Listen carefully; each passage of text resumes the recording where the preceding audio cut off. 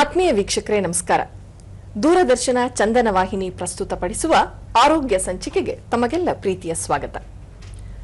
ಇತ್ತೀಚಿನ ದಿನಗಳಲ್ಲಿ ಅನೇಕ ಜನರಿಗೆ ಸವಾಲಾಗಿ ಪರಿಣಮಿಸಿರುವ ಗಂಭೀರ ಆರೋಗ್ಯ ಸಮಸ್ಯೆ ಅಂತ ಹೇಳಿದ್ರೆ ಅರ್ಬುದ ರೋಗ, ಕ್ಯಾನ್ಸರ್. ಒಮ್ಮೆ ಒಬ್ಬ ವ್ಯಕ್ತಿಗೆ ಕ್ಯಾನ್ಸರ್ ಇದೆ ಅಂತ ದೃಢಪಟ್ಟ ತಕ್ಷಣ ಆ ರೋಗಿಗೆ ಹಾಗೂ ಕುಟುಂಬಸ್ಥರಿಗೆ ಆತಂಕ, ಭಯ, ಅನಿಶ್ಚಿತತೆ ಎದುರಾಗುವಂತಹದ್ದು ಸಹಜ. ಆದರೆ ಇವತ್ತು ವಿಜ್ಞಾನ, ವೈದ್ಯಕೀಯ ಕ್ಷೇತ್ರ ಪ್ರಗತಿ ಹೊಂದಿರೋದ್ರಿಂದ ಇದನ್ನ ಸಮರ್ಥವಾಗಿ ಎದುರಿಸೋದಕ್ಕೆ ಸಾಧ್ಯ ಆಗುತ್ತೆ. ಒಮ್ಮೆ ಕ್ಯಾನ್ಸರ್ ಇದೆ ಅಂತ ದೃಢಪಟ್ಟ ತಕ್ಷಣ ಅವರು ಸೂಕ್ತ ಸಮಯದಲ್ಲಿ ಸರಿಯಾದ ಚಿಕಿತ್ಸೆ, ವೈದ್ಯರ ಒಂದು ಸಲಹೆ ಹಾಗೆ ಕುಟುಂಬಸ್ಥರ ಬೆಂಬಲದಿಂದ ಇದನ್ನ ಎದುರಿಸಬಹುದು. ಇವತ್ತು ಶಸ್ತ್ರಚಿಕಿತ್ಸೆ, ಕೀಮೋಥೆರಪಿ, ರೇಡಿಯೋಥೆರಪಿ, ಇಮ್ಯುನೋಥೆರಪಿ ಹೀಗೆ ಆ ವ್ಯಕ್ತಿಯ ಒಂದು ದೇಹ ಸ್ಥಿತಿಗೆ ಅನುಗುಣವಾಗಿ ಅನೇಕ ಚಿಕಿತ್ಸೆಗಳು ಲಭ್ಯ ಇದೆ. ಹಾಗಾದರೆ ಈ ಒಂದು ಕ್ಯಾನ್ಸರ್ ದೃಢಪಟ್ಟ ನಂತರ ಹೇಗೆ ಚಿಕಿತ್ಸೆ ತಗೊಳ್ಬೇಕು, ಅದನ್ನ ನಿರ್ವಹಣೆ ಮಾಡ್ಕೊಳ್ಳೋದು ಹೇಗೆ ಎಂಬುದೇ ಇಂದಿನ ವಿಷಯ. ಈ ಕುರಿತಾಗಿ ಹೆಚ್ಚಿನ ಮಾಹಿತಿಯನ್ನ ನೀಡೋದಕ್ಕೆ ಇಂದು ನಮ್ಮೊಟ್ಟಿಗಿದ್ದಾರೆ ಬೆಂಗಳೂರಿನ ಕಿದ್ವಾಯಿ ಸ್ಮಾರಕ ಗಂತಿ ಸಂಸ್ಥೆಯಲ್ಲಿ ಶಸ್ತ್ರಚಿಕಿತ್ಸಾ ತಜ್ಞರು ಹಾಗೂ ಪ್ರಾಧ್ಯಾಪಕರಾಗಿ ಕಾರ್ಯನಿರ್ವಹಿಸ್ತಾ ಇರುವಂತಹ ಡಾಕ್ಟರ್ ಕೃಷ್ಣಪ್ಪ ಅವರು. ಬನ್ನಿ ಅವ್ರನ್ನ ಕಾರ್ಯಕ್ರಮಕ್ಕೆ ಬರಮಾಡಿಕೊಳ್ಳೋಣ. ನಮಸ್ಕಾರ ಸರ್, ಕಾರ್ಯಕ್ರಮಕ್ಕೆ ತಮಗೆ ಆತ್ಮೀಯವಾದಂತಹ ಸ್ವಾಗತ.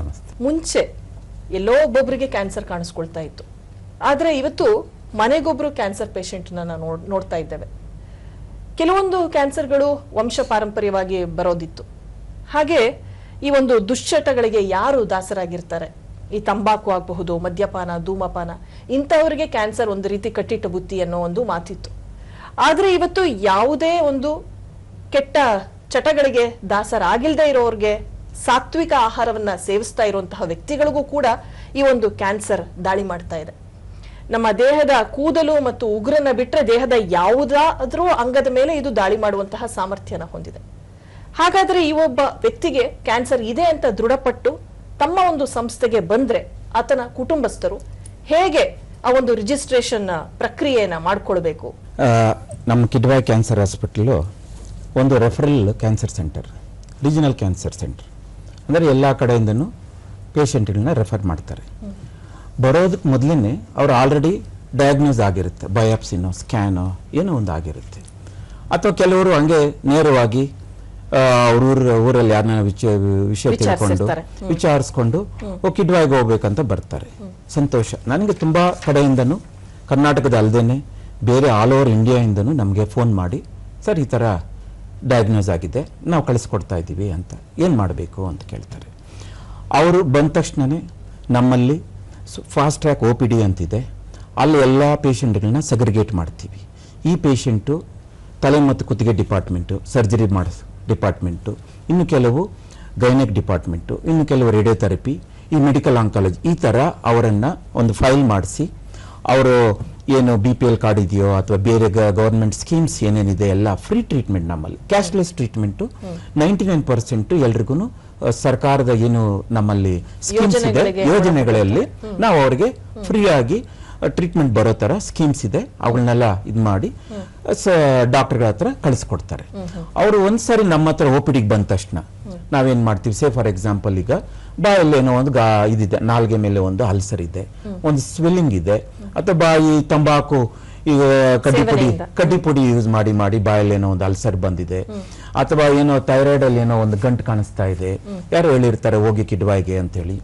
ಆಮೇಲೆ ಇಲ್ಲಾಂದ್ರೆ ಏನೋ ಎದೆನಲ್ಲಿ ಏನೋ ಒಂದು ಗಂಟಿದೆ, ಅಥವಾ ಹೊಟ್ಟೆನಲ್ಲಿ ಏನೋ ಹೊಟ್ಟೆ ಊದ್ಕೊಂಡಿದೆ, ಸ್ಟಮಕ್ ಅಲ್ಲಿ ಏನೋ ಇದೆ, ಗರ್ಭಕೋಶದಲ್ಲಿ ಏನೋ ಒಂದು ಸ್ವಲ್ಪ ರಕ್ತಸ್ರಾವ ಆಗ್ತಾ ಇದೆ, ಇವು ನಿಮ್ಗೆ ಕ್ಯಾನ್ಸರ್ ಇರಬಹುದು, ಕಿದ್ವಾಯಿಗೆ ಹೋಗಿ ಅಂತ ಕಳಿಸ್ಕೊಡ್ತಾರೆ.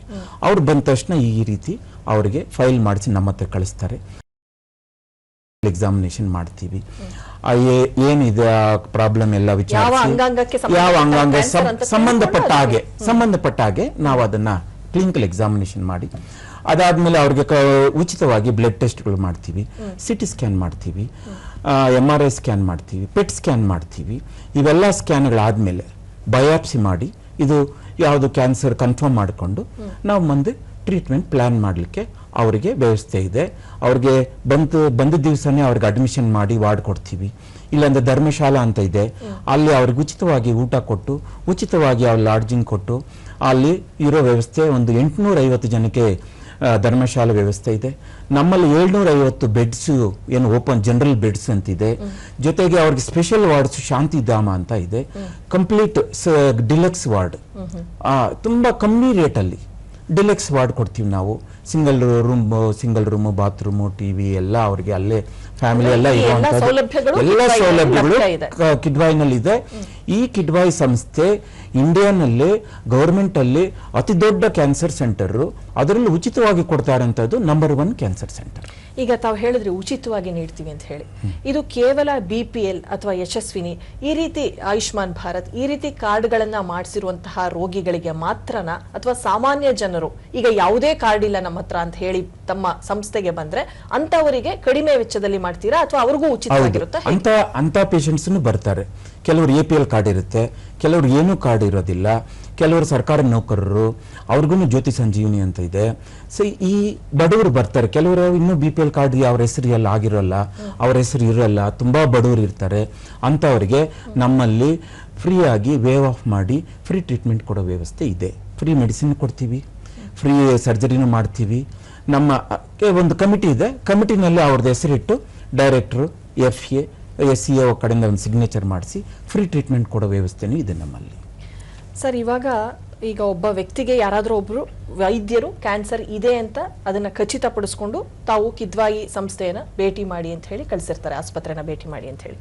ಇನ್ನು ಕೆಲವರಿಗೆ ಏನಾಗುತ್ತೆ, ಕೆಲವೊಂದು ಲಕ್ಷಣಗಳು ಕಾಣಿಸ್ಕೊಳ್ಬಹುದು. ಈಗ ಕ್ಯಾನ್ಸರ್ ಲಕ್ಷಣಗಳು ಅಂದ ತಕ್ಷಣ ನಮಗೆ ಒಂದು ರಕ್ತಹೀನತೆ ಅಥವಾ ಹಸಿವಿಲ್ಲದೆ ಇರುವುದು ಅಥವಾ ತೂಕ ಕಡಿಮೆ ಆಗೋದು ಈ ರೀತಿ ಲಕ್ಷಣಗಳು ಕಾಣಿಸ್ಕೊಂಡಾಗ ಒಂದ್ಸರಿ ವೈದ್ಯರನ್ನ ಭೇಟಿ ಮಾಡೋಣ ಅಂತ ಹೇಳಿ ಯಾವುದಾದ್ರೂ ಒಂದು ಅಂಗದಲ್ಲಿ ಏನಾದ್ರೂ ಒಂದು ಗಂಟು, ನೋವಿಲ್ಲದೆ ಇರುವಂತಹ ಗಂಟು ಕಾಣಿಸ್ಕೊಂಡ ತಕ್ಷಣ ಅದು ಕ್ಯಾನ್ಸರ್ ಲಕ್ಷಣ ಅನ್ನುವಂಥದ್ದು ಎಚ್ಚೆತ್ಕೊಂಡಿರ್ತಾರೆ.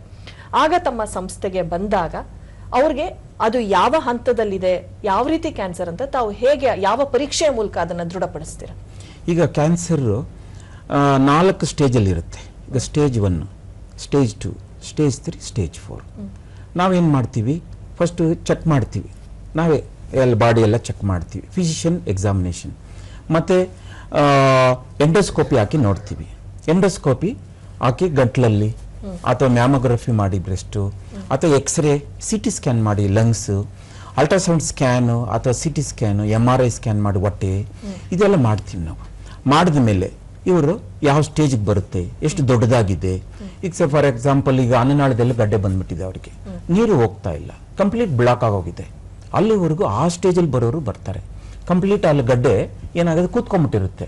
ಅದೇ ತರ ಉಸಿರಾಡ ಪೈಪಲ್ಲೂ ವಾಯ್ಸ್ ಬಾಕ್ಸ್ ಅಲ್ಲಿ ಕ್ಯಾನ್ಸರ್ ಬಂದ್ಬಿಟ್ಟಿದೆ. ಕೆಲವರು ಏನ್ ಅನ್ಕೊಂಡ್ಬಿಡ್ತಾರೆ, ತಾವು ಹೇಳ್ತಾ ಇರೋ ಹಾಗೆ ಅಲ್ಲಿ ಏನಾದ್ರೂ ಒಂದು ಗೆಡ್ಡೆ ಕಾಣಿಸ್ಕೊಂಡಾಗ ಅದು ನೋವಿಲ್ಲ ಬಿಡು ಅಂತ ನಿರ್ಲಕ್ಷ್ಯ ಮಾಡ್ಬಿಡ್ತಾರೆ. ಆದ್ರೆ ಒಂದು ಎಚ್ಚೆತ್ತುಕೊಳ್ಬೇಕು ಅವರುಗಳು, ಯಾವಾಗ ನೋವಿಲ್ಲದ ಗೆಡ್ಡೆಗಳು ಕಾಣಿಸ್ಕೊಳ್ಳುತ್ತೋ ಅವಾಗ ಹೆಚ್ಚು ಜಾಗರೂಕರಾಗಿರ್ಬೇಕು ಅನ್ನೋದು ಒಂದು ಕಿವಿ ಮಾತು ಅವರಿಗೆ. ನೀವು ಹೇಳಿದ್ದು ಕರೆಕ್ಟ್. ಸುಮಾರು ಕ್ಯಾನ್ಸರ್ ಗಡ್ಡೆಗಳು ಬಂದಾಗ ನೋವು ಇರಲ್ಲ.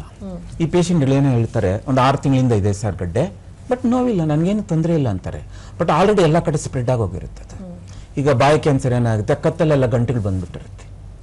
ಈಗ ಅವರಿಗೆ ಯಾವ ಜಾಗದಲ್ಲಿ ಹೋದ್ರೆ ನೋವು ಬರುತ್ತೆ ಅಂದ್ರೆ ನರ್ವ್ಸ್ ಇನ್ವಾಲ್ವ್ ಆಗಿರಬೇಕು, ಈಗ ಬೋನಲ್ಲಿ ಇನ್ವಾಲ್ವ್ ಆಗಿರಬೇಕು, ಬ್ರೈನ್ಗೆ ಹೋಗಿರಬೇಕು, ಆ ಥರ ಇದ್ದಾಗೆ ಪೇನ್ ಬರೋದು. ಇಲ್ಲ ಅಂದ್ರೆ ಅದು ಪಾಡಕ್ಕೆ ಅದು ಬೆಳಿತಾನೆ ಇರುತ್ತೆ ಅಲ್ಲಿ. ಸೊ ಈ ತರ ತಪ್ಪು ಕಲ್ಪನೆನೂ ಇದೆ. ಅವರು ಡಾಕ್ಟರ್ಗಳು ರೆಫರ್ ಮಾಡಿದ್ರು ಬರಲ್ಲ ಅವರು, ಸರ್ ನಮ್ಗೇನು ತೊಂದರೆ ಇಲ್ಲ, ಗಡ್ಡೆ ನಮ್ಗೇನು ಟ್ರಬಲ್ ಮಾಡ್ತಾ ಇಲ್ಲ, ನಿರ್ಲಕ್ಷ್ಯ ಮಾಡಿ ಅವ್ರು ಬಂದಾಗ ಈಗ ಸೇ ಫಾರ್ ಎಕ್ಸಾಂಪಲ್ ಈ ಲಂಗ್ಸ್ ಬಲೂನ್ ತರ ಇದು ಎಕ್ಸ್ಪ್ಯಾಂಡ್ ಆಗ್ತಾನೆ ಇರುತ್ತೆ. ಅವ್ರಿಗೆ ಬಂದಾಗ 4ನೇ ಸ್ಟೇಜ್ ಆಗೋಗಿರುತ್ತೆ. ಯಾಕಂದ್ರೆ ಅಲ್ಲಿ ಎಕ್ಸ್ಪ್ಯಾಂಡ್ ಆಗಿ ಯಾವ ಹಂತದಲ್ಲಿ ಎಕ್ಸ್ಪ್ಯಾಂಡ್ ಆಗೋದೇ ಇಲ್ವೋ ಆ ಸ್ಟೇಜ್ ಅಲ್ಲಿ ಬರ್ತಾರೆ. ಅದೇ ತರ ಸ್ಟಮಕ್ ಕ್ಯಾನ್ಸರ್ ಏನು ನೋವು ಕಾಣಿಸ್ಕೊಂಡಿರೋದಿಲ್ಲ, ಅದು ನೋವು ಈ ಚೆಸ್ಟ್ ವಾಲ್ ಇನ್ವಾಲ್ವ್ ಆಗೋವರೆಗೂ ನೋವಿರಲ್ಲ. ನೋವು ಇರುತ್ತೆ, ಏನ್ ಮಾಡ್ತಾರೆ ಇವ್ರು, ಕೆಲವರು ಡಾಕ್ಟರ್ಗಳ ಹತ್ರ ಹೋಗಲ್ಲ, ಡೈರೆಕ್ಟ್ ಆಗಿ ಮೆಡಿಕಲ್ ಸ್ಟೋರ್ಗೆ ಹೋಗ್ತಾರೆ, ಒಂದು ಪೇನ್ ಕಿಲ್ಲರ್ ತಗೋತಾರೆ. ಡಾಕ್ಟರ್ ಹತ್ರ ಹೋದ್ರೆ ಫೀಸು, ಅಲ್ಲಿಗೆ ಹೋಗ lot of socio economic problems ಇರುತ್ತೆ. ಅವ್ರನ್ನ ಕರ್ಕೊಂಡು ಬರೋದಕ್ಕೆ, ತೋರಿಸೋದಕ್ಕೆ ಅವರು ರಿಲೇಟಿವ್ಸ್ ಇರೋದಿಲ್ಲ. ಅವರೇ ಯಾರೋ ಒಬ್ಬ ಅರ್ನಿಂಗ್ ಮೆಂಬರ್ ಇರ್ತಾನೆ, ಅವನು ಕ್ಯಾನ್ಸರ್ ಅವನಿಗೆ ಏನೋ ಬಂದಿರುತ್ತೆ, ಅವನು ಗುಟ್ಕಾ ಅಥವಾ ಏನೋ ಬಿಡಿ ಸಿಗರೇಟ್ ಸೇದ್ಕೊಂಡು ಈಗ ಆಗಿರ್ತಾನೆ, ಅವನು ದಿನ ಕೆಲ್ಸಕ್ಕೆ ಹೋಗ್ಬೇಕು, ಕೆಲಸ ಹೋದ್ರೇನೆ ಅವನು ಫ್ಯಾಮಿಲಿ ನಡೆಸೋದು. ಸೊ ಆ ವಿಷಯನ ಇಟ್ಕೊಂಡು ಕೆಲವರು ಬಂದಾಗ ಆಲ್ರೆಡಿ 4ನೇ ಸ್ಟೇಜ್ ಆಗೋಗಿರುತ್ತೆ. ಸೊ ಈ ರೀತಿಯಾದಂತ ಪೇಷಂಟ್ಗಳು ನಮ್ಮಲ್ಲಿ ಕಿಡ್ವಾಯಿನಲ್ಲಿ 70 to 80% ಅಂತವರು ಹೆಚ್ಚಾಗಿ ಬರ್ತಾರೆ. ಅವರೇ 70 to 80% of the people are already stage 3 stage 4 advance stage. Sir, ಈಗ ನೀವು ಹೇಳ್ತಾ ಇದ್ದೀರಾ ಸ್ಟೇಜ್ 3 ಸ್ಟೇಜ್ 4 ಅಲ್ಲಿ ಇರುವಂತಹ ರೋಗಿಗಳು ಹೆಚ್ಚಾಗಿ ಬರ್ತಾರೆ ಅಂತ ಹೇಳಿ. ಈಗ ಗಡ್ಡೆ ಇದ್ದಾಗ ಆ ಸ್ಟೇಜ್ ಅಲ್ಲಿ ಇದ್ದಾಗ ನೀವು ಮೊದಲೇ ಅವ್ರನ್ನ ಶಸ್ತ್ರಚಿಕಿತ್ಸೆಗೆ ಒಳಪಡಿಸಿ ನಂತರ ಕೀಮೋಥೆರಪಿ ಅಥವಾ ರೇಡಿಯೇಷನ್ ಥೆರಪಿಗೆ ಒಳಪಡಿಸ್ತೀರಾ, ಅಥವಾ ಈಗ ಕೀಮೋಥೆರಪಿ ರೇಡಿಯೇಷನ್ ಥೆರಪಿನ ಮೊದಲೇ ನೀಡಿ ಆ ಒಂದು ಗೆಡ್ಡೆನ ಕ್ಷೀಣ ಮಾಡಿ ನಂತರ ಅವ್ರನ್ನ ಆಪರೇಷನ್ಗೆ ಒಳಪಡಿಸ್ತೀರಾ, ಹೇಗೆ ಮಾಡ್ತೀರಾ? ಈಗ ಒಂದೊಂದು ಭಾಗದಲ್ಲಿ ಬರೋ ಕ್ಯಾನ್ಸರ್ಗಳಿಗೆ ಒಂದೊಂದು ಟ್ರೀಟ್ಮೆಂಟ್. ಸೇ ಥೈರಾಯ್ಡ್ ಕ್ಯಾನ್ಸರ್ ಬಂದ್ರೆ ಅವ್ರಿಗೆ surgery is the only treatment. ನಾವು ಆಪರೇಷನ್ ಮಾಡಿ ಗಡ್ಡೆನ ತೆಗಿಬೇಕು. ಈಗ ಅದೇ ಬಾಯಲ್ಲಿ ಕ್ಯಾನ್ಸರ್ ಬಂದಿದೆ, ಅದು 4ನೇ ಸ್ಟೇಜ್ ಬ್ರೈನ್ ವರೆಗೂ ಹೊಟ್ಟೋಗಿದೆ ಅಂದ್ರೆ ಆಪರೇಷನ್ ಮಾಡಿದ್ರೆ ಕಂಪ್ಲೀಟ್ ಆಗಿ ತೆಗಿಯೋಕ್ಕಾಗೋದಿಲ್ಲ. ಅವ್ರಿಗೇನು ಮಾಡ್ತೀವಿ, ಒಂದು 4-5 ಕೀಮೋ ಸೈಕಲ್ಸ್ ಕೊಟ್ಟು ಅದನ್ನ ಕರಗಿಸಿ ಚಿಕ್ಕದು ಮಾಡಿ ಆಮೇಲೆ ನಾವು ಆಪರೇಷನ್ ಮಾಡಿ ತೆಗಿತೀವಿ. ಅದೇ ಥರ ಬ್ರೆಸ್ಟ್ ಕ್ಯಾನ್ಸರ್ ಬಂದರೆ ಅವ್ರಿಗೇನು ಮಾಡ್ತಾರೆ, ನಾವು ಬಯಾಪ್ಸಿ ಮಾಡಿ ಅದನ್ನ ಡಯಾಗ್ನೋಸ್ ಮಾಡಿ ಅದು ER/PR ಪಾಸಿಟಿವ್ ಅಥವಾ ಬೋನ್ ಸ್ಕ್ಯಾನು ಪೆಟ್ ಸ್ಕ್ಯಾನ್ ಎಲ್ಲ ಮಾಡಿ ಬಾಡಿ ಎಲ್ಲ ಸ್ಪ್ರೆಡ್ ಆಗಿದೆಯಾ ಅಂತ ನೋಡಿ, ಆಲ್ರೆಡಿ ಸ್ಪ್ರೆಡ್ ಆಗಿದ್ರೆ ಈಗ ಬೋನ್ಸ್ಗೆ ಸ್ಪ್ರೆಡ್ ಆಗಿದ್ರೆ ಆಲ್ರೆಡಿ 4ನೇ ಸ್ಟೇಜು, ಅಥವಾ ಬೇರೆ ಕಡೆ ಸ್ಪ್ರೆಡ್ ಆಗಿದ್ರೆ ಎದೆ ಒಳಗಡೆ ಕೆಲವರು ಲಿಂಫ್ ನೋಡ್ಸ್ ಎಲ್ಲ ಪಾಸಿಟಿವ್ ಬಂದರೆ ಪೆಟ್ ಸ್ಕ್ಯಾನ್ ಅಲ್ಲಿ ಗೊತ್ತಾಗುತ್ತೆ.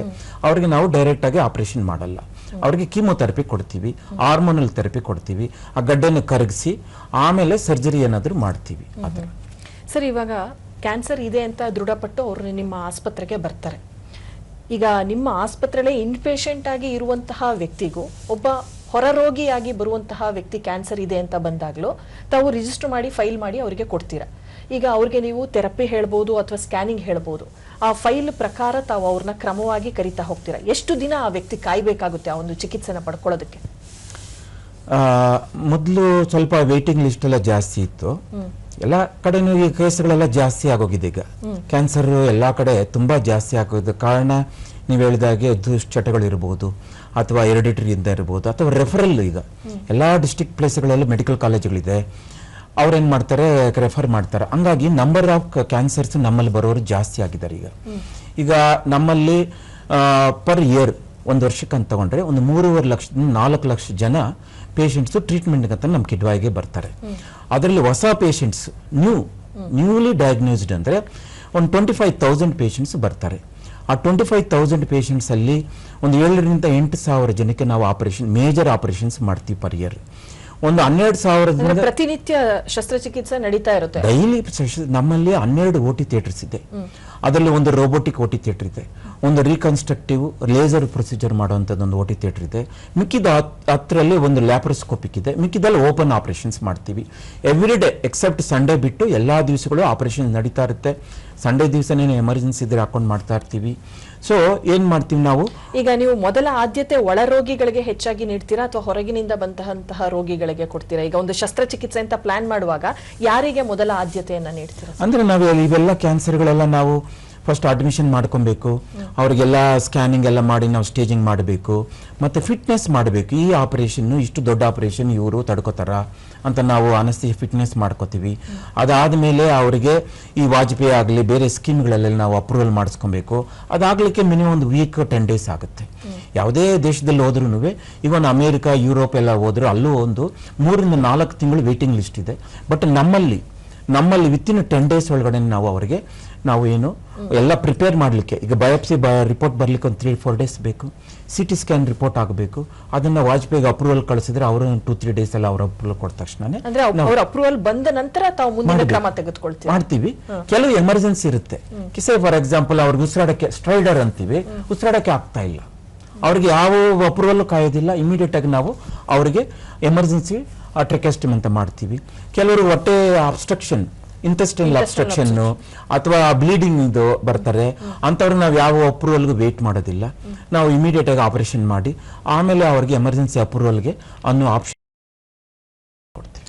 ಮತ್ತೆ ಇವಾಗ ನಮ್ಮ ಸ್ತನ ಕ್ಯಾನ್ಸರ್ ಆಗ್ಬೋದು ಅಥವಾ ಇಂಟೆಸ್ಟೈನಲ್ ಕ್ಯಾನ್ಸರ್ ಆಗ್ಬೋದು ಅಥವಾ ತಾವು ಹೇಳ್ದಂಗೆ ಥೈರಾಯ್ಡ್ ಕ್ಯಾನ್ಸರ್, ಯಾವುದೇ ಕ್ಯಾನ್ಸರ್ಗೂ ವ್ಯಾಕ್ಸಿನೇಷನ್ ಅನ್ನೋದಿಲ್ಲ, ಕೇವಲ ಇರುವಂತಹದ್ದು ಸರ್ವೈಕಲ್ ಕ್ಯಾನ್ಸರ್ ಒಂದಕ್ಕೆ. ಅದನ್ನ ತಾವು ಉಚಿತವಾಗಿ ನಿಮ್ಮ ಒಂದು ಆಸ್ಪತ್ರೆಯಲ್ಲಿ ನೀಡ್ತೀರಾ ಸರ್? ಅಂದರೆ ಸರ್ಕಾರದಲ್ಲಿ ಆ ಸ್ಕೀಮ್ ಇನ್ನೂ ಬಂದಿಲ್ಲ. ಇನ್ನು ಸರ್ವಿಕಲ್ ಕ್ಯಾನ್ಸರ್ಗೆ HPV ವ್ಯಾಕ್ಸಿನೇಷನ್ ಅಂತ ಇದೆ. ಈ ವ್ಯಾಕ್ಸಿನೇಷನ್ನು ಈಗ ಸರ್ಕಾರದ ಮಟ್ಟದಲ್ಲಿ ಅದು ಡಿಸ್ಕಷನ್ ಆಗ್ತಾ ಇದೆ, ಫ್ರೀ ಆಫ್ ಕೊಡಬೇಕು ಅಂತ. ಬಟ್ ನಮ್ಮಲ್ಲಿ ಅದಿನ್ನೂ ವಾಜಪೇಯಿ ABRKನಲ್ಲಿ ಇಲ್ಲ. ಬಟ್ ಅವರೇ ತಗೊಂಡ್ಬಂದು ಕೊಟ್ರೆ ನಾವು ವ್ಯಾಕ್ಸಿನೇಷನ್ ಮಾಡ್ತಾ ಇದ್ದೀವಿ. ಅದು 4 ಡೋಸ್ ಬರುತ್ತೆ. 0, 1, 2, 6 ಮಂತ್ಸ್ ಅಂತ ಹೇಳ್ಬಿಟ್ಟು 4 ಇದಕ್ಕೆ ನಾವು ಕೊಡೋ ವ್ಯವಸ್ಥೆ ಇದೆ. ಈಗ ಕ್ಯಾನ್ಸರ್ ಇದೆ ಅಂತ ಹೇಳಿ ಒಬ್ಬ ವ್ಯಕ್ತಿಗೆ ಗೊತ್ತಾದ ತಕ್ಷಣ ಮಾನಸಿಕವಾಗಿ ಒಂದು ರೀತಿ ಕುಗ್ಗಿ ಹೋಗ್ತಾರೆ. ಅವರು ಶಸ್ತ್ರಚಿಕಿತ್ಸೆ ಆಗ್ಬೋದು, ಥೆರಪಿಗಳಾಗ್ಬೋದು ತಗೊಳ್ಬೇಕಾದ್ರೆ ಅವರ ಒಂದು ಮಾನಸಿಕ ಹತೋಟಿ ಕೂಡ ಬಹಳ ಮುಖ್ಯ ಆಗುತ್ತೆ. ಹಾಗೆ ಕುಟುಂಬಸ್ಥರ ಒಂದು ಬೆಂಬಲ ಕೂಡ ಬಹಳ ಮುಖ್ಯ ಆಗುತ್ತೆ. ಇದಕ್ಕೆ ನೀವು ಯಾವ ರೀತಿ ಅವ್ರನ್ನ ಕೌನ್ಸಿಲಿಂಗ್ ಮಾಡ್ತೀರಾ ಸರ್? ಈಗ ಕ್ಯಾನ್ಸರ್ ಅಂತ ಹೇಳಿದ ತಕ್ಷಣನೇ ಅವರು ಪೇಷಂಟ್ಸ್ ಎಲ್ಲ ಬರ್ತಾರೆ, ಸರ್ ನಮಗೆ ಕ್ಯಾನ್ಸರ್ ಇಲ್ಲ, ಏನೋ ಸ್ವಲ್ಪ ಇನ್ಫ್ಲಮೇಷನ್ ಇದೆ, ಏನೋ ಸ್ವಲ್ಪ ಗಡ್ಡೆ ಇದೆ ಅಂತಲೇ ಅವ್ರ ಮೈಂಡಲ್ಲಿ ಇರುತ್ತೆ. ಯಾರಿಗೇ ಆಗಲಿ, ನಮಗೆ ಆಗಲಿ, ಬೇರೆಯವ್ರಿಗಾಗಲಿ, it is not easy to accept cancer ಅಂತ. ಸೊ ಅವ್ರಿಗೆ ಆ ಭಯ ಇರುತ್ತೆ. ಆದರೂ ನಾವು ಪೇಷಂಟ್ ಕಡೆಯವ್ರು ಹೇಳ್ತಾರೆ, ಸರ್ ಇವರಿಗೆ ಕ್ಯಾನ್ಸರ್ ಇದೆ ಅಂತ ಹೇಳ್ಬಿಡಿ ಅಂತಲೂ ಹೇಳ್ತಾರೆ. ಅವ್ರು ಭಯ ಪಟ್ಬಿಡ್ತಾರೆ ಅಂತ. ಅದು ಕಾಮನ್ನು. ಬಟ್ ಆದರೂ ನಾವು ಏನು ಹೇಳ್ದೇನೆ ನಾವೊಂದು ಆಪರೇಷನ್ ಮಾಡೋದಕ್ಕಾಗಲ್ಲ, ನಾವೊಂದು ರೇಡಿಯೋಥೆರಪಿ ಕೊಡೋಕ್ಕಾಗೋದಿಲ್ಲ. ಅವರಿಗೆ ತಿಳುವಳಿಕೆ ಮಟ್ಟದಲ್ಲಿ ನಾವು ಹೇಳ್ತೀವಿ, ನೋಡಮ್ಮ ಇದು ಗಡ್ಡೆ ಬಂದಿದೆ, ಇದು ಕಂಪ್ಲೀಟಾಗಿ ತೆಗಿಬೇಕು, ತೆಗೆದಾದ್ಮೇಲೆ ಚೆನ್ನಾಗಿ ಆಗ್ತೀವಿ ಅಂತ ಹೇಳ್ತೀವಿ. ಆದರೂ ಅವರಲ್ಲಿ ಭಯ ಇರುತ್ತೆ. ಪೇಷಂಟ್ಗೆ ಅಲ್ಲದೇನೆ ಪೇಷಂಟು ಅಟೆಂಡರ್ಸ್ಗೂ, ಅಯ್ಯೋ ನಮ್ಮ ತಾಯಿ ಇನ್ನು ಚಿಕ್ಕ ವಯಸ್ಸು, ಅಯ್ಯೋ ನನ್ನ ಮಿಸ್ಸಸ್ ಇನ್ನೂ ಚಿಕ್ಕ ವಯಸ್ಸು, ಅಲ್ಲೋ ನಮ್ಮ ಹಸ್ಬೆಂಡ್ ಇನ್ನೂ ನಮ್ಮ ಮಕ್ಕಳಲ್ಲಿ ಚಿಕ್ಕವರು ಸರ್ ಕ್ಯಾನ್ಸರ್ ಬಂದ್ಬಿಟ್ಟಿದೆ, ನಮ್ಗೆ ಯಾರು ಇಲ್ಲ, ಇವರು ಒಬ್ಬರೇ ಇರೋದು, ಈ ಕ್ಯಾನ್ಸರ್ ಇದೆ, ಇದನ್ನ ಕಾಯಿಲೆನ ಮುಚ್ಚಿಟ್ಟು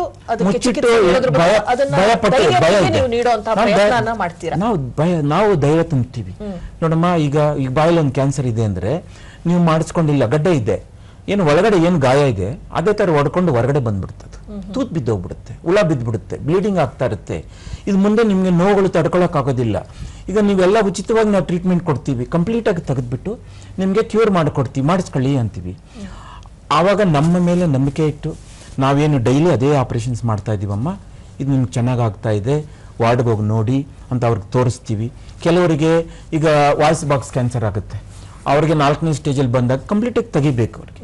ಅವಾಗ ಸರ್ ಇಲ್ಲಿ ಹೋಲ್ ಬಂದ್ಬಿಡುತ್ತಾ, ವಾಯ್ಸ್ ಹೊಟ್ಟೋಗ್ಬಿಡುತ್ತಾ ಅಂತ ಭಯ ಇರುತ್ತೆ. ಅವ್ರಿಗೆ ಹೇಳ್ತೀವಿ, ಇಲ್ಲ ವಾಯ್ಸ್ ಹೋಗೋದಿಲ್ಲ, ಅದಕ್ಕೆ ಆದಂಥ ಬೇರೆ ನಮ್ಮಲ್ಲಿ ಉಪಕರಣಗಳ ವ್ಯವಸ್ಥೆ ಇದೆ, ವಾಲ್ವ್ ಇದೆ, ಎಲೆಕ್ಟ್ರೋಲಾರಿಂಗ್ಸ್ ಇದೆ, ನಮ್ಮಲ್ಲಿ ಸ್ಪೀಚ್ ಥೆರಪಿ ಮುಖಾಂತರ ನಿಮಗೆ ವಾಯ್ಸ್ ಎಲ್ಲ ನಾವು ಕಲಿಸ್ಕೊಡ್ತೀವಿ. ಒಂದು ಕೆಲವು ವಿಡಿಯೋಸ್ ತೋರಿಸ್ತೀವಿ ಅವರಿಗೆ, ನೋಡಮ್ಮ ಇದು ಆಪರೇಷನ್ ಆಗಿದೆ, ಇದೊಂದು 10 ವರ್ಷ ಆಯಿತು ಇವನಿಗೆ ಆಪರೇಷನ್ ಆಗಿ, ಇವ್ನು ನೋಡಿ ಚೆನ್ನಾಗಿ ಮಾತಾಡ್ತಾ ಇದ್ದಾನೆ, ಚೆನ್ನಾಗಿ ಊಟ ಮಾಡ್ಕೊಂಡಿದ್ದಾನೆ, ಯಾವುದೇ ತೊಂದರೆ ಇಲ್ಲ ಅಂತ ಕೆಲವು ವಿಡಿಯೋಸ್ ಅವ್ರಿಗೆ ತೋರಿಸಿ ಅವರಿಗೆ ಧೈರ್ಯ ತುಂಬಿ ನಾವು ಫರ್ದರ್ ಬಂದು. ಈಗ ಶಸ್ತ್ರಚಿಕಿತ್ಸೆ ಆದ್ಮೇಲೆ ಅವರು ಎಷ್ಟು ದಿನಗಳ ನಂತರ ಮತ್ತೆ ಫಾಲೋ ಅಪ್ಗೆ ಬರಬೇಕಾಗುತ್ತಲ್ಲ ಸರ್, ಅವಾಗ ಬಂದಾಗ ಯಾವ ರೀತಿ ಪ್ರೊಸೀಜರ್ನ ಅವ್ರು ಫಾಲೋ ಮಾಡಬೇಕಾಗುತ್ತೆ? ಈಗ ನೀವು ಬಂದರೆ ಉಳ್ಕೊಳ್ಳೋದು ಯಾವ ರೀತಿ ಅಂತ ಕೇಳಿದ್ರಿ.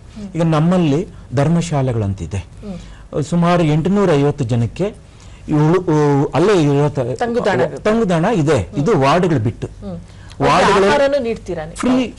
ಫ್ರೀ ಫುಡ್ ಕೊಡ್ತೀವಿ ಪೇಷಂಟ್ಗೆ, ಪೇಷಂಟ್ ಅಟೆಂಡರ್ಗೆ ಜೊತೆಲಿ ಇರ್ಲಿ ಅವ್ರಿಗೂ ಫ್ರೀ ಫುಡ್, ಒಬ್ಬ ಅಟೆಂಡರ್ಗೆ ಫ್ರೀ ಫುಡ್ ಕೊಡ್ತೀವಿ. ಅವ್ರಿಗೊಂದು ನಾವು ಕಾರ್ಡ್ ಅಂತ ಕೊಟ್ಟಿರ್ತೀವಿ, ಕಾರ್ಡಲ್ಲಿ ಆ ಡಾಕ್ಟರ್ ಸೈನ್ ಮಾಡಬೇಕು, ಮಾಡಿಸ್ಕೊಂಡ್ರೆ ಅಲ್ಲೊಂದು 15 ದಿವಸ ಇರ್ಬೋದು. ಫ್ರೀ ಫುಡ್ ಕೊಡ್ತಾರೆ, ಬೆಳಗ್ಗೆ ಟಿಫನ್, ಮಧ್ಯಾಹ್ನ ಊಟ, ಈವ್ನಿಂಗ್ ಕಾಫಿ ಟೀ, ನೈಟ್ ಊಟ, ಮೊಟ್ಟೆ, ಎಲ್ಲ ತರಕಾರಿ. ಅದಕ್ಕೆ ಸಪ್ರೇಟ್ ಡಿಪಾರ್ಟ್ಮೆಂಟ್ ಇದೆ, ನಾವು ಮಾನಿಟರ್ ಮಾಡ್ತೀವಿ, ಕ್ವಾಲಿಟಿ ಆಫ್ ಫುಡ್ ಎಲ್ಲ ನೋಡಿಕೊಂಡು ಒಂದು ಕಡೆ ಕೊಡ್ತೀವಿ. ಇನ್ನೊಂದು ಕಿಚನ್ ಇದೆ, ಕಿಚನಲ್ಲಿ ಎಲ್ಲ ವಾರ್ಡ್ ಪೇಷಂಟ್ಸ್ಗೂ ಹಾಲಿಂದ ಹಿಡಿದು ಮೊಟ್ಟೆಯಿಂದ ಹಿಡಿದು ಎಲ್ಲ ಫುಡ್ ಕೊಡ್ತೀವಿ. ಸಮ್ಟೈಮ್ಸ್ ಅವರು ರೈಸ್ ಟು ಇರುತ್ತೆ, ಅವ್ರಿಗೆ ಗಂಜಿನೂ ಮಾಡಿಕೊಡ್ತೀವಿ. ಸೊ ಈ ಥರ ಎಲ್ಲ ವ್ಯವಸ್ಥೆನೂ ನಾವು ಪೇಷಂಟ್ಗೆ ಮಾಡಿಕೊಡ್ತೀವಿ. ಅಂದ್ರೆ ಆ ವ್ಯಕ್ತಿಗೆ ಯಾವ ರೀತಿ ಆಹಾರ ಸೂಕ್ತ ಅನ್ನೋದನ್ನ ನಿರ್ಧಾರ ಮಾಡಿ ಅದಕ್ಕೆ ತಕ್ಕಂತ ಆಹಾರನ ತಾವು ನೀಡ್ತೀರಾ? ಕರೆಕ್ಟ್. ಈಗ ನಾವು ಏನ್ ಮಾಡ್ತೀವಿ, ಈಗ ಇಲ್ಲಿ ಅನ್ನನಾಳ ಆಪರೇಷನ್ ಮಾಡಿ ತೆಗೆದ್ಬಿಟ್ಟಿರ್ತೀವಿ, ಹೊಲಿಗೆ ಹಾಕಿರ್ತೀವಿ. ನೆಕ್ಸ್ಟ್ ಡೇನೆ ಅವರು ಗಟ್ಟಿ ಪದಾರ್ಥ ಅವೆಲ್ಲ ನುಂಗಕ್ಕಾಗಲ್ಲ, ಹೊಲಿಗೆಗಳಿರುತ್ತೆ, ಬಾಯಿ ಕ್ಯಾನ್ಸರ್ ಆಗಲಿ. ಅದೇ ತರ ಕರಳು, ಸ್ಟಮಕ್ ಇವೆಲ್ಲ ಲ್ಯಾಪ್ರೋಸ್ಕೋಪಿಕ್, ರೊಬೋಟಿಕ್ ಆಪರೇಷನ್ಸ್ ಎಲ್ಲ ಮಾಡಿರ್ತೀವಿ. ಅವ್ರು ಬೇಗನೆ ರಿಕವರಿ ಆಗ್ತಾರೆ. ಸೊ ಅವ್ರಿಗೆ ಅಲ್ಲಿ ಇಂಟೆಸ್ಟೈನ್ಸ್ ಎಲ್ಲ ನಾವು ಕನೆಕ್ಟ್ ಮಾಡಿರ್ತೀವಿ. ಅವ್ರಿಗೆ ಏನ್ ಮಾಡ್ತೀವಿ, ಗಂಜಿ ರೂಪದಲ್ಲಿ ಕೊಡ್ತೀವಿ, ಲಿಕ್ವಿಡ್ ಐಟಮ್ಸ್. ಈಗ ತಾವು ರೋಬೋಟಿಕ್ ಸರ್ಜರಿ ಅಂತ ಹೇಳಿದ್ರಿ, ಈ ರೋಬೋಟಿಕ್ ಸರ್ಜರಿನ ತಾವು BPL ಪೇಷಂಟ್ಗಳಿಗೂ ಮಾಡ್ತೀರಾ ಸರ್? ಯಾವುದೇ ಡಿಫರೆನ್ಸ್ ಇಲ್ಲ, BPL ಅಂತಾನೂ ಇಲ್ಲ, ಯಾವುದೇ ಪೇಯಿಂಗ್ ಕೇಸ್ ಇಲ್ಲ, ಎಲ್ಲರಿಗೂ ಉಚಿತವಾಗಿ ನಾವು ರೋಬೋಟಿಕ್ ಆಪರೇಷನ್ಸ್ ಮಾಡ್ತಾ ಇದ್ದೀವಿ. ವಾಜಪೇಯಿ ಆರೋಗ್ಯ ಸ್ಕೀಮ್ ಅಲ್ಲಿ ಬಾಯಲ್ಲಿ ಗಂಟ್ಲಲ್ಲಿ ಇರಲಿ, ಅಥವಾ ಅವ್ರಿಗೆ ಹೊಟ್ಟೆನಲ್ಲಿ ಕಿಡ್ನಿ ಕ್ಯಾನ್ಸರ್ ಇರಲಿ, ಗರ್ಭಕೋಶದ ಕ್ಯಾನ್ಸರ್ ಇರಲಿ, ಅಥವಾ ದೊಡ್ಡ ಕರಳು ಕ್ಯಾನ್ಸರ್ ಇರಲಿ, ಎಲ್ಲಾ ಕ್ಯಾನ್ಸರ್ಗಳಿಗೂ ನಾವು ರೋಬೋಟಿಕ್ ಸುಮಾರು 10 ವರ್ಷದಿಂದ ನಾವು ಮಾಡ್ಕೊಂಡು ಬರ್ತಾ ಇದ್ದೀವಿ.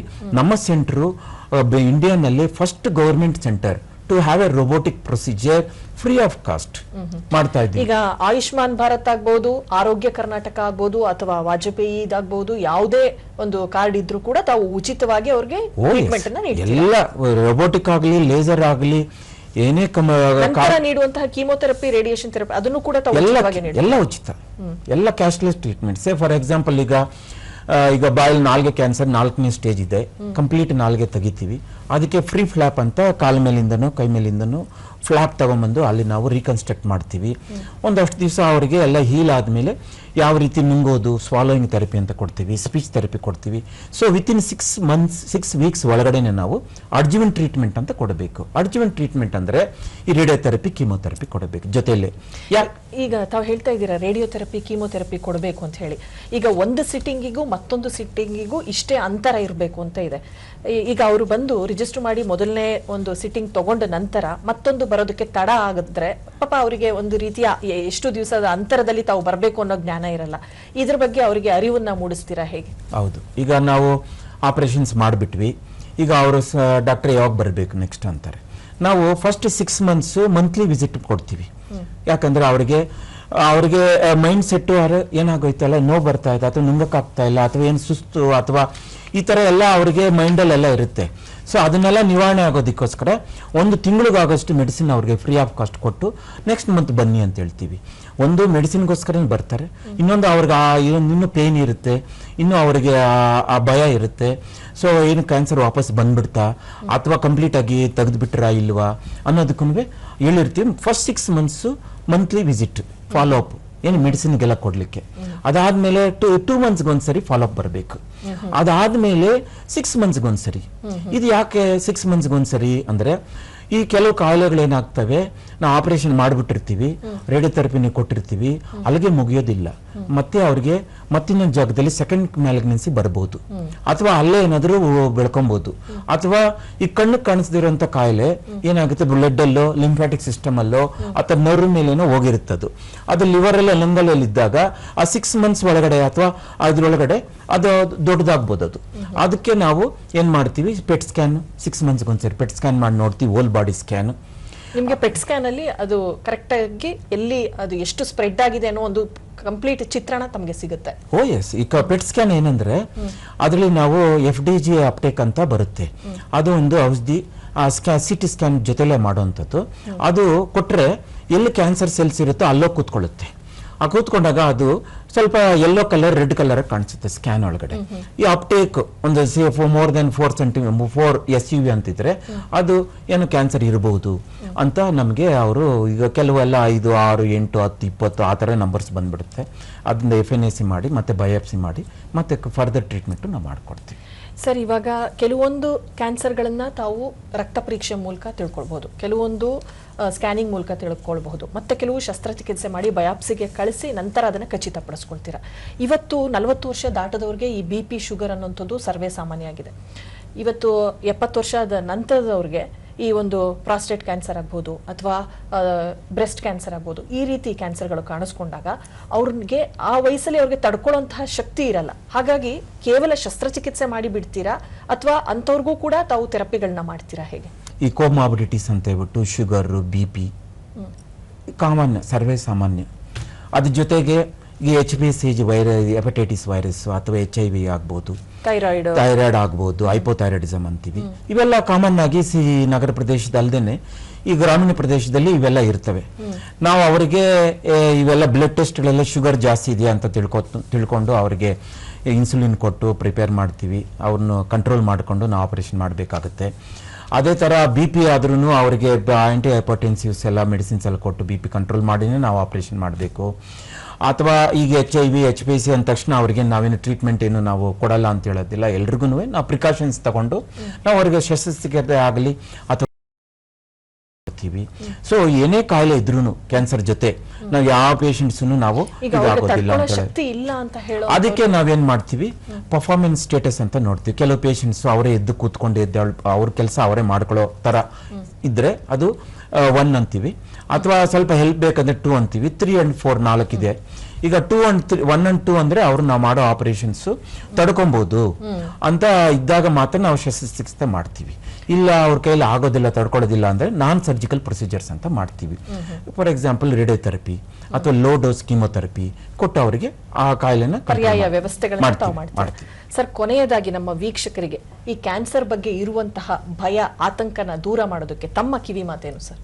ಈಗ ಯಾವುದೇ ಕ್ಯಾನ್ಸರ್ ಬಂದ್ಬಿಡುತ್ತೆ, ಏನ್ ಮಾಡಕ್ಕಾಗಲ್ಲ. ನಮ್ಮ ಎನಿಮೀಸ್ಗೂ ಬರಬಾರದು. ಈಗ ಬಂದ್ಬಿಟ್ಟಿದೆ, ಡಯಾಗ್ನೋಸ್ ಆಗೋಗಿದೆ, ಏನ್ ಮಾಡೋದು? ಟ್ರೀಟ್ಮೆಂಟ್ ತಗೊಳ್ಳೇಬೇಕು, ಭಯ ಪಡಬಾರ್ದು. ನೀವು ಆಪರೇಷನ್ ಮಾಡ್ಬಿಟ್ರೆ ನನಗೆ ಆಪರೇಷನ್ ಭಯ, ಹಂಗೆಲ್ಲ ಭಯ ಪಡಬೇಡಿ, ಏನು ಆಗೋದಿಲ್ಲ. ಈಗೆಲ್ಲ ಟೆಕ್ನಾಲಜಿ ಯಾವ ರೀತಿ ಇದೆ, ನಮಗೆಲ್ಲ ಓಟಿನಲ್ಲಿ ಎಲ್ಲ ಮಾನಿಟರ್ಸ್ ಇದೆ, ಬೆಸ್ಟ್ ಆಫ್ ಅನಸ್ಥೀಷಿಯಾ ಡ್ರಗ್ಸ್ ಇದೆ. ನಾವು ಯಾವುದೇ ಪೇಷಂಟ್ಗೂ ಏನು ತೊಂದರೆ ಆಗೋದಿಲ್ಲ. ಆ ರೀತಿ ಅವರಿಗೆ ಧೈರ್ಯ ಕೊಟ್ಟು ನಾವು ಆಪರೇಷನ್ ಮಾಡ್ತೀವಿ. ಅದೇ ಥರ ರೇಡಿಯೋಥೆರಪಿನೂ ಈಗ ಏನು ಮಾಡ್ತೀವಿ, ಒಂದು 50, 60, 70 ಗ್ರೇಸ್ ಅಂತ ಒಂದು ಡೋಸ್ ಕೊಡಬೇಕು ರೇಡಿಯೋಥೆರಪಿ. ಅದನ್ನು ಫ್ರ್ಯಾಕ್ಷನ್ಸ್ ಮುಖಾಂತರ ವೀಕ್ಲಿ 5 days ಥರ 5 to 7 weeks ನಾವು ರೇಡಿಯೋಥೆರಪಿ ಕೊಟ್ಟು ಆ ಗಡ್ಡೆನ ಕರಗಿಸ್ತೀವಿ. ಇಲ್ಲ ಈಗ ಬ್ಲಡ್ ಕ್ಯಾನ್ಸರ್ ಇದೆ, ಅದಕ್ಕೆ ಎಲ್ಲ ನಾವು ಏನು ಮಾಲಿಕ್ಯುಲರ್ ಲ್ಯಾಬ್ ಇದೆ ನಮ್ಮಲ್ಲಿ, ಏನು ಎಲ್ಲ ಇಮ್ಯುನೋ ಹಿಸ್ಟೋಕೆಮಿಸ್ಟ್ರಿ ಟೆಸ್ಟ್ ಮಾಡ್ತೀವಿ. ಆಮೇಲೆ ಇವೆಲ್ಲ ಮಾಡಿ ಫಿಶ್ ಟೆಸ್ಟ್ ಎಲ್ಲ ಮಾಡಿ ಅವರಿಗೆ which type of leukaemia, which type of lymphoma, ಈ ತರ ಎಲ್ಲ ನಾವು ಡಯಾಗ್ನೋಸ್ ಮಾಡಿ ಸುತ್ತ ಎಲ್ಲ ಟಾರ್ಗೆಟೆಡ್ ಥೆರಪಿ ಇದೆ ನಮ್ಮಲ್ಲಿ. ಟಾರ್ಗೆಟೆಡ್ ಥೆರಪಿ ಅನ್ನೋದು ಒಂದು ಏನಂದ್ರೆ ಆ ಮಾತ್ರೆ ಆಗಲಿ ಇಂಜೆಕ್ಷನ್ ಆಗಲಿ ಅದು ಪರ್ಟಿಕ್ಯುಲರ್ ಸೆಲ್ಗೆ ಹೋಗ್ಬಿಟ್ಟು ಆ ಸೆಲ್ನ ಅದು ಡಿಸ್ಟ್ರಾಯ್ ಮಾಡುತ್ತೆ. ಆ ತರ ಟಾರ್ಗೆಟೆಡ್ ಥೆರಪಿ ಇದೆ. ಇಮ್ಯುನೋಥೆರಪಿ ಅಂತ ಇನ್ನೊಂದು ಲೇಟೆಸ್ಟ್ ಟೆಕ್ನಾಲಜಿ ಈಗ ಬರ್ತಾ ಇರೋದು, ಸ್ವಲ್ಪ ಕಾಸ್ಟ್ಲಿ ಇದೆ. ಆದ್ರೂ ಅದೇನಂದ್ರೆ ನಮ್ಮಲ್ಲಿ ಇದೆ, ಕೊಡ್ತಾ ಇದೀವಿ. ಅದೇನಂದ್ರೆ ಈಗ ಮನುಷ್ಯನಿಗೆ ನಮ್ಮದೇ ಆದಂತ ಒಂದು ಇಮ್ಯುನಿಟಿ ಇದೆ, ಇಮ್ಯೂನ್ ಸಿಸ್ಟಮ್ ಅಂತಿದೆ. ನಾವು ಯಾವುದೇ ಇನ್ಫೆಕ್ಷನ್ ಕ್ಯಾನ್ಸರ್ ನಾವು ಪ್ರೊಟೆಕ್ಟ್ ಮಾಡ್ಕೊಳ್ಳೋಂಥ ಇಮ್ಯೂನಿ ಸಿಸ್ಟಮ್ ಇದೆ. ಈಗ ಯಾವನ್ನ ಕ್ಯಾನ್ಸರ್ ಬಂದ್ಬಿಟ್ರೆ ಅದು ಸ್ವಲ್ಪ ಕಮ್ಮಿ ಆಗಿರುತ್ತೆ ಅನ್ನೋದು ನಮ್ಮಲ್ಲಿ ಇರುವಂತದ್ದು. ಅದಕ್ಕೆ ಈಗೆಲ್ಲ ಹೊಸದಾಗಿ ನ್ಯೂ ಟೆಕ್ನಾಲಜಿ ಇಮ್ಯುನೋಥೆರಪಿ ಅದೇನ್ ಮಾಡುತ್ತೆ ಅಂದ್ರೆ ಬಾಡಿನಲ್ಲಿ ಹೋದ ತಕ್ಷಣ ನಮ್ಮಲ್ಲಿ ಟಿ ಸೆಲ್ಸ್ ಅಂತ ಹೇಳ್ಬಿಟ್ಟು ಇಮ್ಯೂನಿ ಸೆಲ್ಸ್ ಇರುತ್ತೆ, ಅದನ್ನ ಏನ್ ಮಾಡ್ತೈತೆ ಸ್ವಲ್ಪ ಸ್ಟಿಮ್ಯುಲೇಟ್ ಮಾಡಿ ಜಾಸ್ತಿ ಮಾಡಿ ಆ ಕ್ಯಾನ್ಸರ್ ಸೆಲ್ಸ್ ನ ಡಿಸ್ಟ್ರಾಯ್ ಮಾಡ್ಲಿಕ್ಕೆ. ಇದು ಇನ್ನೊಂದು PD-L1 ಅಂತ ಇದೆ, ಅದು ಒಂದು ರಿಸೆಪ್ಟಾರ್ ಸೆಲ್ ಒಳಗಡೆ ಇರುತ್ತೆ. ಅದು ಇದಕ್ಕೆ ಲೈಕ್ ಪೆಂಬ್ರಿಜಲಿಮ್ಯಾಬ್ ಅಂತ ಕೊಡ್ತೀವಿ, ಲಿನೋಲಿಜಿಮ್ಯಾಬ್ ಅಂತ ಹೇಳ್ಬಿಟ್ಟು ಕೆಲವು ಇಂಜೆಕ್ಷನ್ ಕೊಟ್ಟಾಗ ಆ ಸೆಲ್ಸ್ ನ ಹೋಗಿ ಅಲ್ಲಿ ಏನು ನಾವು ಟ್ಯೂಮರ್ ಕ್ಯಾನ್ಸರ್ ಸೆಲ್ಸ್ ನ ಡಿಸ್ಟ್ರಾಯ್ ಮಾಡ್ಲಿಕ್ಕೆ ಈ ಟಿ ಸೆಲ್ಸ್ ನ ಪ್ರಚೋದನೆ ಮಾಡುತ್ತೆ. ಸೊ ಆ ತರನು ಎಲ್ಲಾ ಭಾಗಗಳಿಗೆ ಯಾವುದೇ ಕ್ಯಾನ್ಸರ್ಗೆ ಎಲ್ಲಾ ಕಡೆನೂ ಈಗ ಇಮ್ಯುನೋಥೆರಪಿನೂ ಇದೆ, ಟಾರ್ಗೆಟೆಡ್ ಥೆರಪಿನೂ ಇದೆ. So along with chemotherapy. ವೀಕ್ಷಕರೇ, ಇದುವರೆಗೂ ಕ್ಯಾನ್ಸರ್ ಭಯ ಬೇಡ, ಅದಕ್ಕೆ ಸರಿಯಾದ ಸಮಯದಲ್ಲಿ ಸೂಕ್ತ ಚಿಕಿತ್ಸೆಯನ್ನ ತೆಗೆದುಕೊಂಡ್ರೆ ಅದನ್ನ ನಿರ್ವಹಿಸಬಹುದು ಎಂಬುದಾಗಿ ಸಾಕಷ್ಟು ಮಾಹಿತಿಯನ್ನ ವೈದ್ಯರು ನಮ್ಮೊಟ್ಟಿಗೆ ಹಂಚಿಕೊಂಡಿದ್ದಾರೆ. ಅವರಿಗೆ ಧನ್ಯವಾದಗಳನ್ನ ತಿಳಿಸ್ತಾ ಇಂದಿನ ಸಂಚಿಕೆಯನ್ನ ಇಲ್ಲಿಗೆ ಮುಕ್ತಾಯಗೊಳಿಸೋಣ. ಮುಂದಿನ ಸಂಚಿಕೆಯಲ್ಲಿ ಮತ್ತೊಂದು ವಿಷಯದೊಂದಿಗೆ ಭೇಟಿಯಾಗೋಣ. ಧನ್ಯವಾದಗಳು ಸರ್. ನಮಸ್ತೆ ಮೇಡಮ್.